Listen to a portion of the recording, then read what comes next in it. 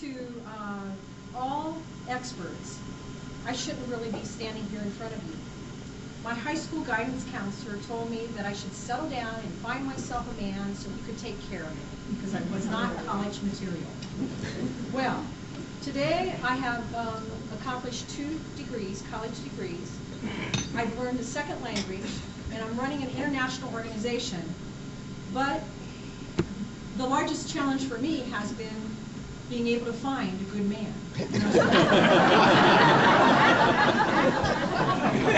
In writing this speech, I was really perplexed on what I should do. Should I be patronizing and tell you all what you want to hear? Or should I be sincere and honest? And so tonight I'm going to be sincere and honest. I can only share with you tonight the things that I know, the facts that I have seen, and the things I have experienced in 30 years of international service. So today I was asked to share those experiences as they relate to navigating the challenges of international causes. My international journey began with Peace Corps.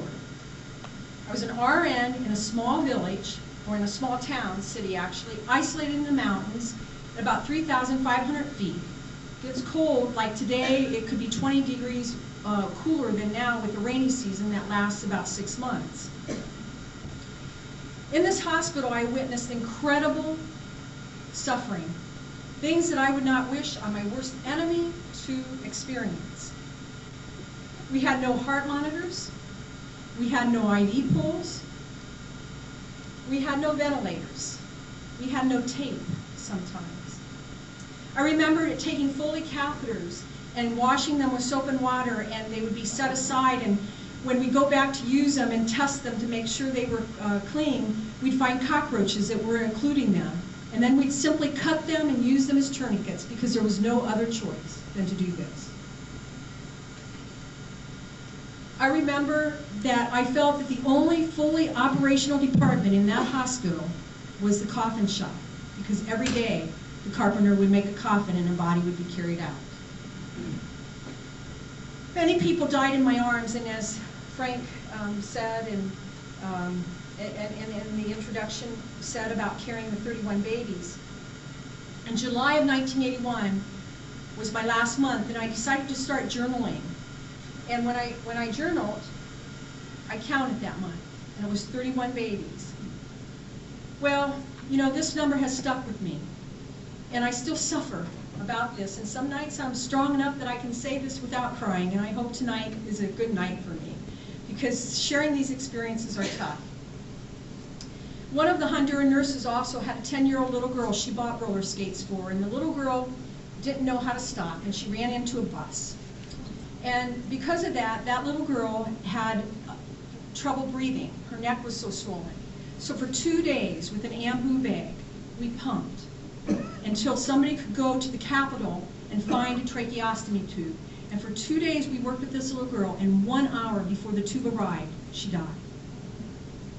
We had no heart monitors. One day, a woman was going into VTAC, which is arrhythmia of your heart, which is deadly.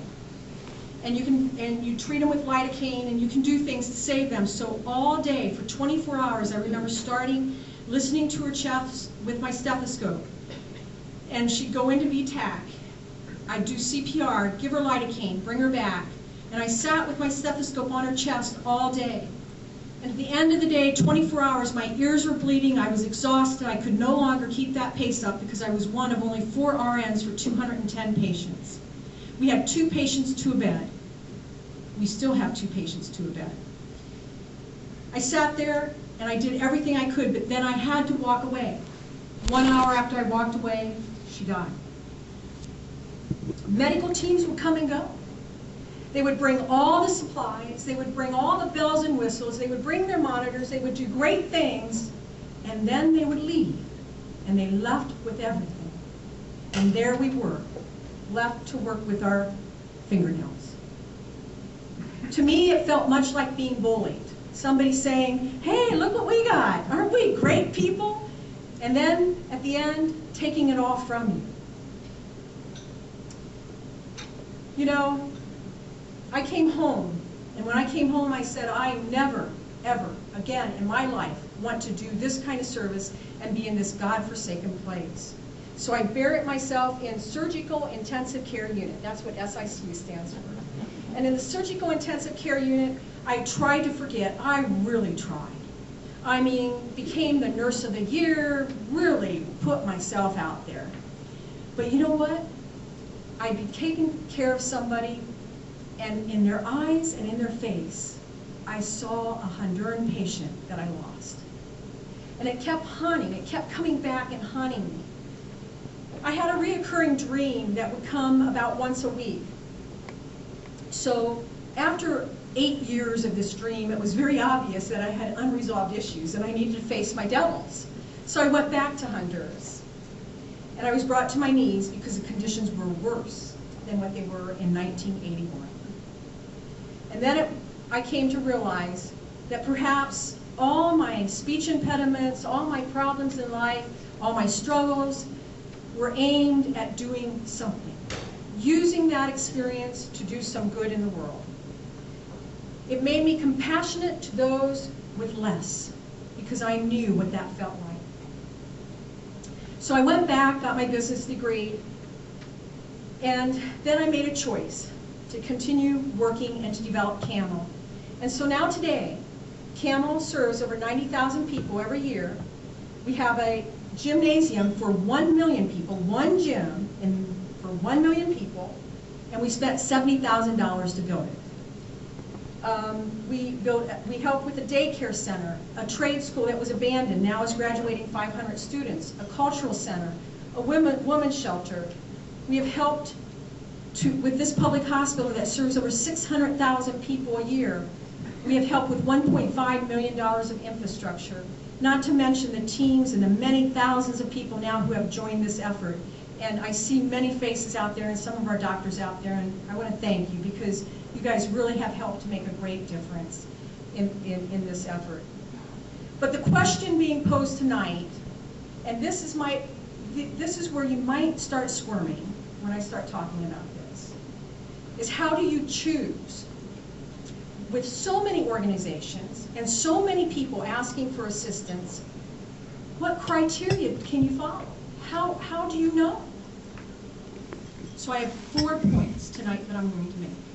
4 things. Is it meeting a need? Do they have a plan? Are they being accountable? And is there follow-up? So let me explain. Based on a need 30 years ago, I did the most charitable act that a person could do. Every week, I would walk, or every day, I would walk up to the Central Park in Honduras to go to the hospital. And every week, this man would banter with me. Don Chepe was his name. And he'd say, "Let me shine your shoes, gringa. Kathy, let me shine your shoes." And I'd laugh. I'd say, "Don Chepe, you only have brown and black shoe polish, and my nursing shoes are white." And every week, he'd banter with me. And finally, after about a month of this, he yelled at me, he goes, "Gringa, come here." I walked over, and Don Chepe had bought a white bottle of shoe polish. And so from then on, Don Chepe shined my shoes. Well, Christmas rolled around, and the weather was about like this and about 20 degrees colder. So Don Chepe was shining my shoes, and he had a thin little t-shirt on. And he was shivering. And I'm thinking, all right, my Aunt Jane Orr just sent me a new sweatshirt, so now I have 2, so I'm going to give Don Chepe my sweatshirt. So I ran down home, got my sweatshirt, gave it to him, he put it on, he smiled. We were good. I thought, well, that's biblical. I get nothing in return, he gets warm, what a great charitable act.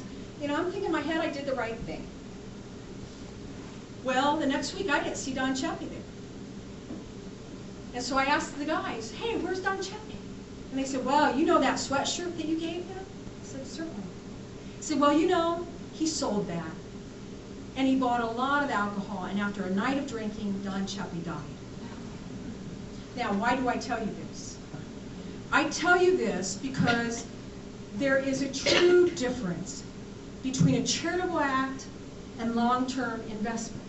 With a charitable act, you get that short-term high because you did something good. And that other person feels good too. but you don't know that outcome oftentimes. It's a good feeling that you get. You know, you can make honest mistakes when we try to understand or when we try to define another person's need. When we try to define another person's need or an institutional need or an organizational need, but we don't know it, we don't know them, we will make honest mistakes. And this is why the long-term investment, buying into a program or a project, is so important. For example, CAMO does not do a program until we're for sure that the need is there. In 2005, I was leaving Honduras, and it was my going away party, and the mayor of the city was there. And he grabs me before he leaves, and he says, "Kathy, do you know what?" He puts both his hands on my shoulders, looks me in the eye, and goes, "If you can do one more thing for us, what I want you to do is help us with domestic violence." And as he has his hands on my shoulders and he's looking at me in the eye, he said, I see these tears rolling down this man's eyes. And if you know Juan Carlos, he's a joker. He's a funny guy. He loves the social life, but this had impacted him so much as a mayor. He's reaching out and literally felt this. And from that, I said, okay, now somebody who really knows has defined the need. But the need isn't the only thing you need. You need to transition into a plan, and it took us 5 years of meeting with the police, the judicial system, investigating different models of domestic violence, working with every woman's house here and the experts here. I cannot tell you how many committee meetings I went to, but 5 years. And finally, at the end of 5 years, we laid the first brick, which many of you in here have supported that. And that shelter today is running. And it will be another 5 years before we can really get all the programs at the level that we'd like them to be. You know, choices on which needs are the greatest is a very, very difficult thing to know. And you have to decide, when you have a little bit of money, what can have the greatest impact. And those decisions are not easy for people like me who are down there. One day, a mom and dad came to me with a 3-year-old little girl. She was going to die without a heart transplant. Beautiful little girl. And I had to sit and tell her parents that I could not help them. But I knew that if I would commit 2 years of my life, raise a lot of money, and forget about everything else I was doing, I could save that one little girl's life. But I also knew at the same time, if I did that, 150 babies would die every year because I couldn't do the NICU. I couldn't establish the ventilators, put in the air compressors, and do the other things that were needed to save those 150. So the choices are hard when you have somebody at the site trying to make those decisions. Yes, the little girl did pull my heartstring. That was a difficult decision, and I have to tell you, I wept with her parents on this.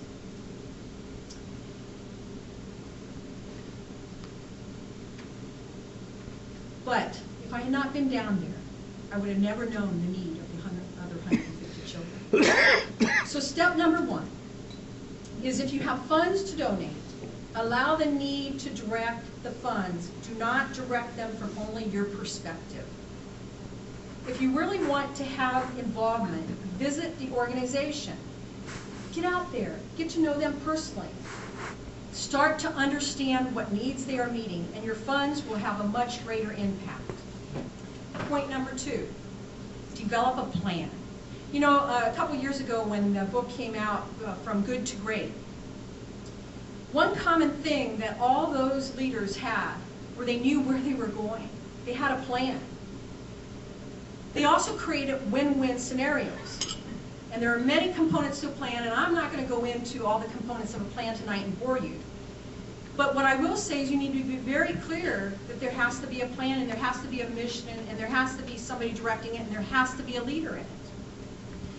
I have to pose this question: what businessman in his right mind would give somebody $50,000 and say, I don't know anything about you, you really haven't even presented me with a good need, you seem to kind of be wandering, searching a little bit, but you're a good talker, but don't worry, I know God will take care of you, God be with you, here's $50,000 bucks. But yet we continuously do this, with religious groups, teams, service groups, nonprofits serving internationally. Somehow we feel, as people, that if somebody's willing to go overseas as a service group or a nonprofit or any capacity, that they must have a well thought out plan with all the components to a plan.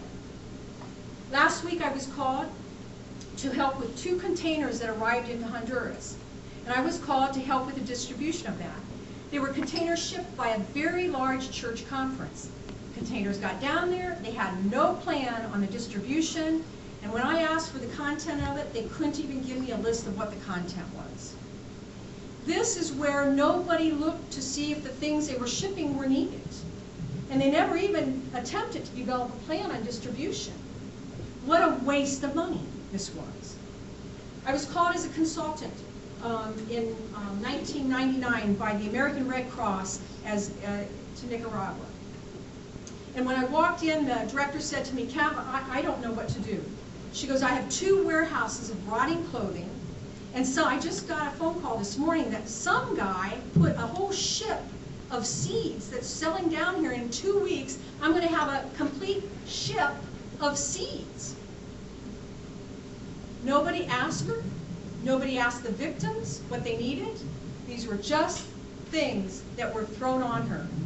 My recommendations were that we sent research teams to take soil samples to see what grounds could support it.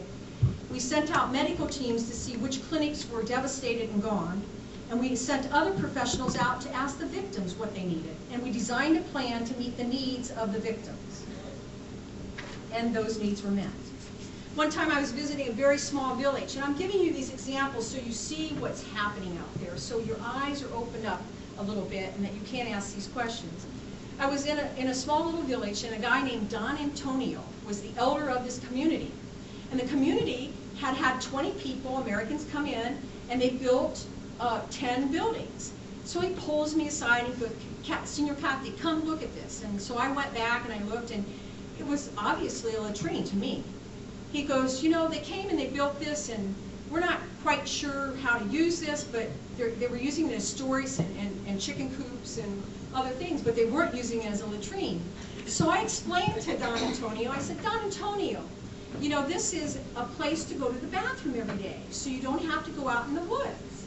And, you know, this is a much cleaner way to do this, you know, and water runoff and clean water supply and all this." And he took his cowboy hat off, and he scratched his head. He goes, "Kathy, pooping in the same place is just a dirty habit."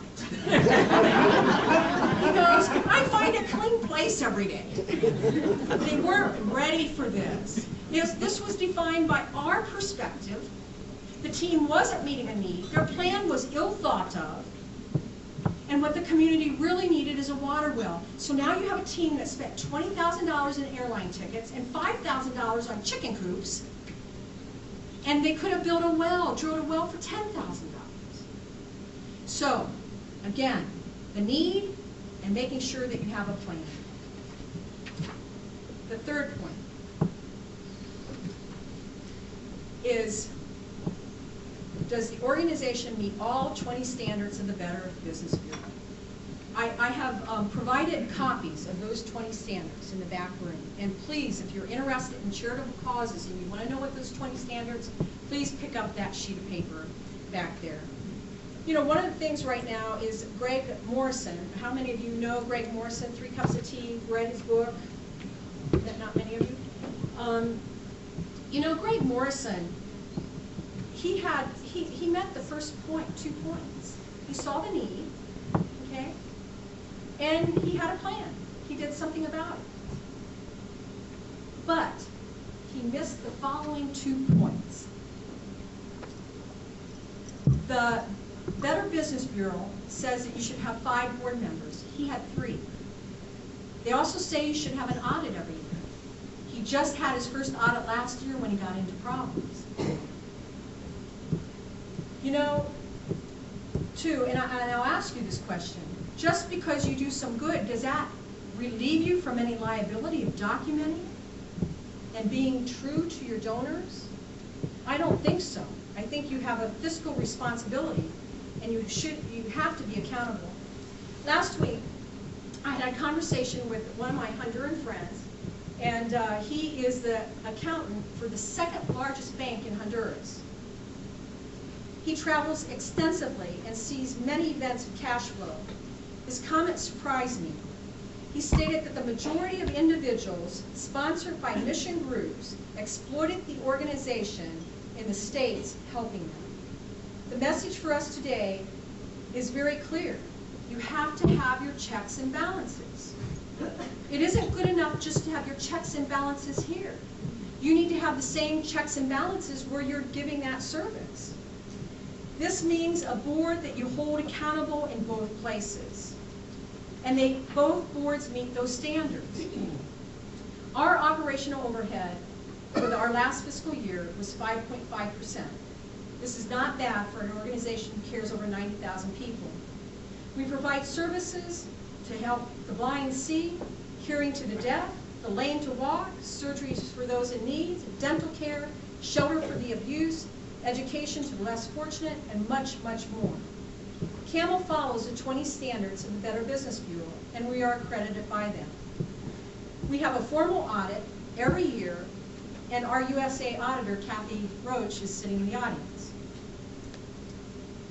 Albert Einstein stated, insanity, the definition of insanity, is doing the same thing over and over again and expecting different results. But yet we support groups over and over again who are not meeting a need and who have no plan. As a donor, ask some questions on basic standards before you approve the funding, no matter how small amount that you want to fund. Directors, board members, get in the habit of following the 20 standards. If you are on a board of any organization or a church and you lack one standard, step back and meet that standard. Please remember your checks and balances in both places. You must keep people accountable not only in the USA, but also at the service site internationally. And this means that you have to meet the need, you have to have a plan, and now you have to have accountability. The fourth point, follow-up. I would have never known Don Chepley's fate had I not followed up.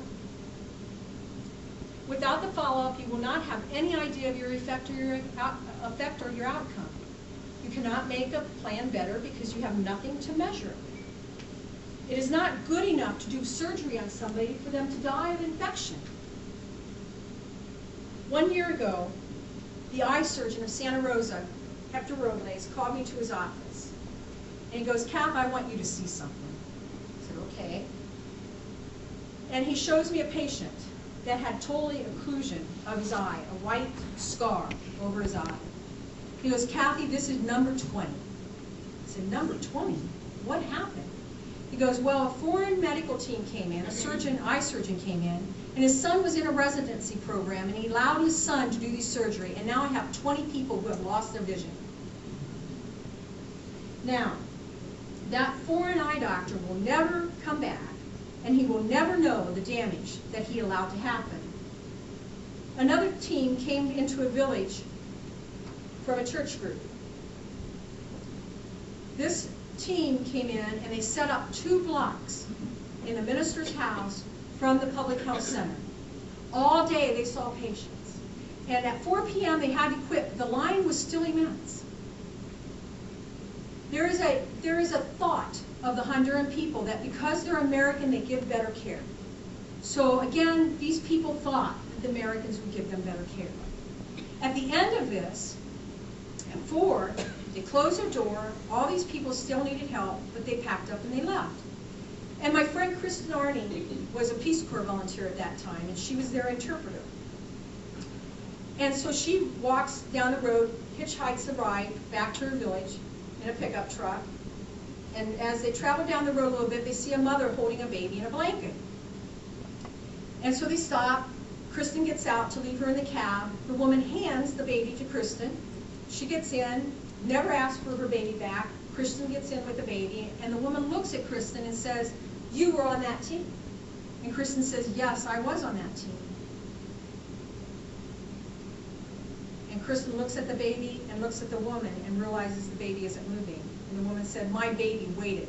I'm waiting My baby died in my arms while I waited for care. Kristen was holding her dead baby.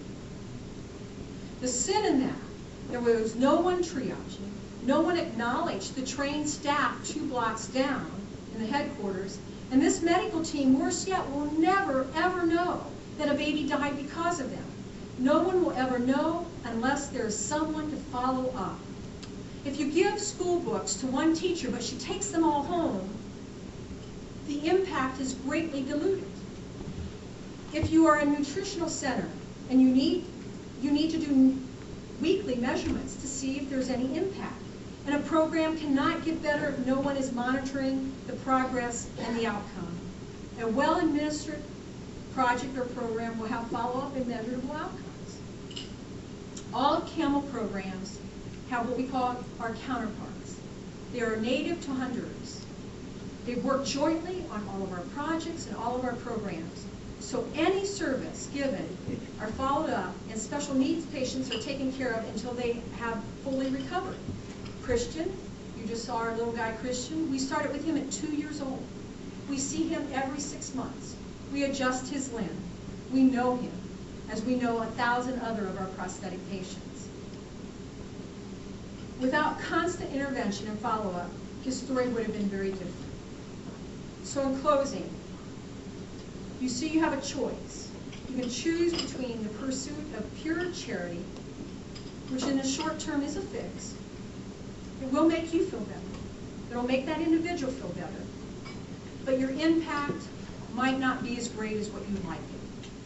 But if you long-term invest in programs and projects who focus on the needs and have a plan, proven accountability, and have follow-up, then your impact will be greater. I have met my goals tonight.